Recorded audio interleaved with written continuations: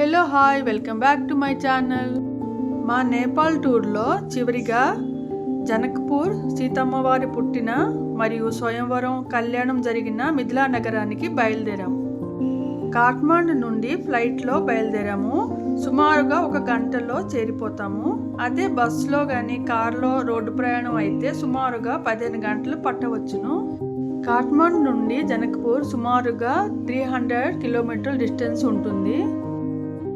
మన ఇండియా బార్డర్లో ఉన్న బీహార్లోని జయనగరం నుండి అయితే ట్రైను, బస్సు 2 జర్నీలు ఉన్నాయి. ఇక్కడ సుమారుగా 35 కిలోమీటర్ల మనం జనక్పూర్ చేరుకోవచ్చు. హిందూ సాంప్రదాయంలో అత్యంత పవిత్రమైన మరియు చారిత్రాత్మకమైన ప్రదేశం ఇది. ఇది సీతాదేవి జన్మస్థలంగా ప్రసిద్ధి చెందింది. ఈ నగరము మిథిలా నాగరికతకు కేంద్రం మరియు రామాయణంతో విడదీయరాని బంధం కలిగి ఉంది. 1910లో నేపాల్ రాణి వృషభాను ఈ ఆలయాన్ని నిర్మించారు. 150 అడుగుల ఎత్తు, పాలరాతి గోడలు, అద్దాల మేడలు ఉంటుంది. 60 గదులతో నిండి ఉన్న ఈ మహల్లు చూడడానికి 2 కళ్ళు చాలవు. ఈ గుడి నిర్మాణానికి 1910వ సంవత్సరంలోనే 9 లక్షల రూపాయలు, అంటే చాలా చాలా చాలా ఎక్కువ అమౌంట్ ఖర్చు అయినట్టు లెక్క. జనక్పూర్లో కూడా రామచంద్రుల వారి విగ్రహాలను మొఘలాయులు పాడు చేశారు. మళ్ళీ విగ్రహాలను పునర్నిర్మించి ప్రతిష్ఠించారు. ఆహా, నీలం మేఘశ్యాముడు శ్రీరామచంద్రుడు నడయాడిన ఈ నేల, సీతమ్మ తల్లి చిందులతో అలరించిన ఈ నేల, మేము అడుగడిన ఈ ఆనందం మాటల్లో చెప్పలేను. అడుగడుగున సీతమ్మ తల్లి, రామచంద్రులే కనిపిస్తుంటే ఒళ్ళు పులకరిస్తుంది, జలధరిస్తుంది. మా అదృష్టానికి మాకే అసూయ కలుగుతోంది. అంతగా ఆనంద ఆశ్చర్యాలకు గురి అవుతున్నాం మేము. జై శ్రీరామ్, జై శ్రీరామ్, జై శ్రీరామ్. ఇక్కడ భూమిలో పుట్టిన ఆ లక్ష్మీదేవిని జనక మహారాజు తన ఒడిలో కూర్చొని సీతమ్మ తల్లి బుడి నడకలు నేర్పించిన ఈ జనకపురి, ఈ ఎందరో మహానుభావులు, మహాకవులు తమ యొక్క పురాణాల యందును అన్నింటా ప్రస్తావించి ఉన్నారు. శ్రీ రామాయణం ప్రకారం జనకుడు పాలించిన విదేహ క్యాపిటల్ సిటీ జనకపూరు, భూమి నుండి పుట్టిన శ్రీ లక్ష్మీదేవి సీతమ్మ తల్లి. శ్రీరాముడు శివధనస్సు విరిచి సీతమ్మను పెళ్లి చేసుకున్న ప్రదేశము, స్వయంవర ప్రదేశము జనకపురి. జనక మహారాజు పేరు మీద జనకపూరుగా పేరు పొందింది. ఈ జానకీ మందిరంలో శ్రీరామ సీతమ్మ తల్లులు, తమ అన్నదమ్ములు, తమ భార్యలతో ఉన్నటువంటి విగ్రహాలు ప్రధాన ఆకర్షణ. ఈ మందిరం 1910లో కదా నిర్మించారు. కానీ చాలా ఫ్రెష్గా, కొత్తగా కనిపిస్తున్నాయి ఈ భవనాలు చూస్తుంటే. ఇప్పుడు మనం చూస్తున్నదే శ్రీరామ సీతమ్మల వారి వివాహ మండపం. జానకీ మందిరానికి నైరుతి దిక్కున పెద్ద వివాహ మండపాన్ని నిర్మించారు. అది ఇదే. సీతమ్మ శివధనస్సుని పూజించింది కూడా ఇక్కడే అని చెబుతారు. సీతారాముల కళ్యాణం జరిగింది కూడా ఈ మండపంలోనే అని అంటారు. మిథిలా కళ జనకపూర్ మిథిలా సంస్కృతికి కేంద్రం. ఇక్కడ మహిళలు చేసే ప్రత్యేకమైన మిథిలా పెయింటింగ్లు ప్రపంచ ప్రసిద్ధిగాంచాయి. ఇక్కడ ప్రధానంగా మైథిలీ భాష మాట్లాడతారు. అలాగే నేపాలీ మరియు హిందీ కూడా అందరూ అర్థం చేసుకుంటారు. ఇక్కడ జరుపుకునే ముఖ్యమైన పండుగలు ఏంటంటే వివాహ పంచమి, ఇది నవంబర్-డిసెంబర్ నెలలో ఉంటుంది. మరియు రామనవమి, హోలీ ముఖ్య పండుగలు. ఇక్కడ ఒక గుడిలో భద్రపరిచిన ఈ శాలిగ్రామం చూడండి, ఒక పర్వతం అంత సైజులో ఉంటుంది. జనక మహారాజు తన ఇంటి ఇష్టదైవమైనటువంటి రాజదేవి, కాళీదేవిలను ఇక్కడ ఈ గుడిలో పూజ చేస్తూ ఉండేవారంట. అందుకే ఈ గుడిలోకి సీతారాముల వారు తమ కళ్యాణం జరిగాక దర్శనానికి వచ్చి ఈ దేవులను దర్శించుకున్నారని ప్రతీతి.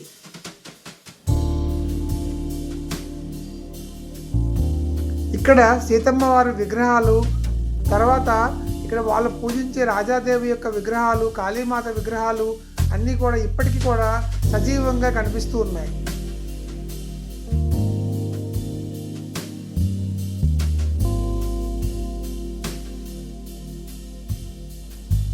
ప్రతి గుడి ప్రాంగణంలో అనేక చిన్న చిన్న గుడులు, అనేక విగ్రహాలు స్థాపించబడి ఉన్నాయి.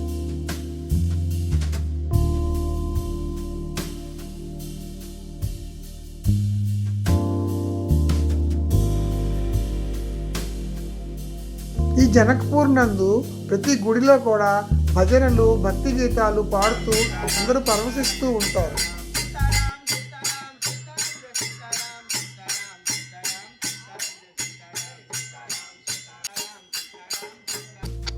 ఇక్కడ కనిపిస్తుంది రాయల్ ఫ్యామిలీ ఆఫ్ నేపాల్. ఇది స్వర్గద్వారం. స్వర్గద్వారం అంటే శ్మశానం. ఇక్కడ శివుడు భూతనాథ్ పేరు మీద నివసిస్తున్నారు. దీన్నే స్వర్గద్వారు అంటారు. ఇక్కడ కాళీమాత టెంపుల్ కూడా ఉంది, మరియు భైరవనాథుని టెంపుల్ కూడా ఉంది. సీతామాత జన్మస్థలంగా భావించే జనకపూర్లో అతిపెద్ద పవిత్ర సరస్సుల్లో ఇది ఒకటి. దీన్నే భగీరథుడు గంగను భూమికి తెచ్చిన కథకు గుర్తుగా ఇక్కడ సరస్సుకు గంగాసాగర్ అని పేరు వచ్చిందని స్థానిక కథనం. జానకి మందిరానికి దగ్గరగా ఉండడం వల్ల రామసీతల వివాహ ఘట్టంతో ముడిపడి ఉంది.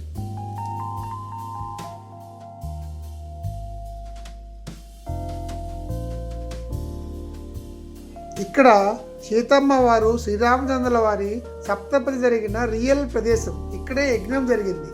ఇక్కడ యజ్ఞం చుట్టూను సీతమ్మ వారు తమ 7 అడుగులు నడిచి తమ యొక్క దాంపత్యాన్ని ధృవపరుచుకున్న స్థలం, పవిత్ర స్థలం. ప్రతి సంవత్సరం మార్గశిర మాసంలో ఇక్కడ సీతారామ కళ్యాణం వైభవంగా నిర్వహిస్తారు. వివాహ పంచమి రోజు ఇక్కడికి భక్తులు లక్షల సంఖ్యలో పోటెత్తుతారు.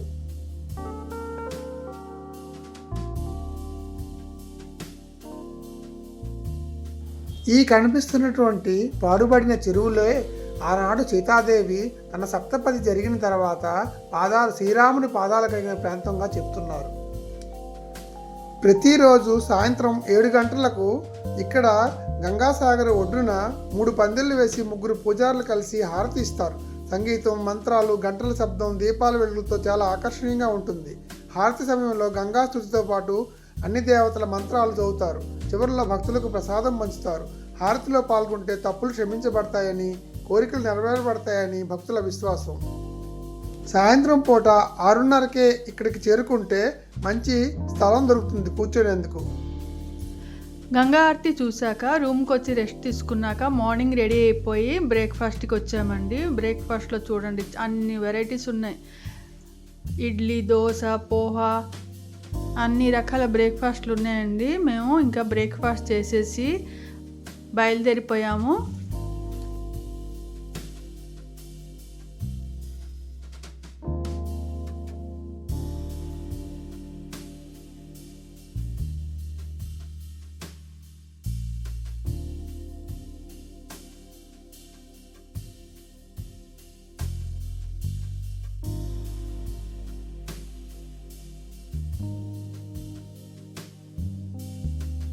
జనకపూర్ నుంచి బస్సులో నేపాల్ బోర్డర్ వరకు చేరుకున్నామండి. అక్కడ మన ఇమ్మిగ్రేషన్ అంతా అయింది. ఇండియా బస్సులో మేము బీహార్లో ఉన్న దర్భంగా ఎయిర్పోర్ట్కి చేరుకున్నాము. బీహార్ బోర్డర్ నుంచి దర్భంగా ఎయిర్పోర్ట్కి 60 కిలోమీటర్స్ డిస్టెన్స్ అండి. సుమారుగా 2 అవర్స్ పట్టింది. ఇక్కడ మా ఫ్లైటు 3:15కు స్టార్ట్ అయిందండి. హైదరాబాద్ చేరుకునేసరికి సాయంత్రం 5:30 అయింది.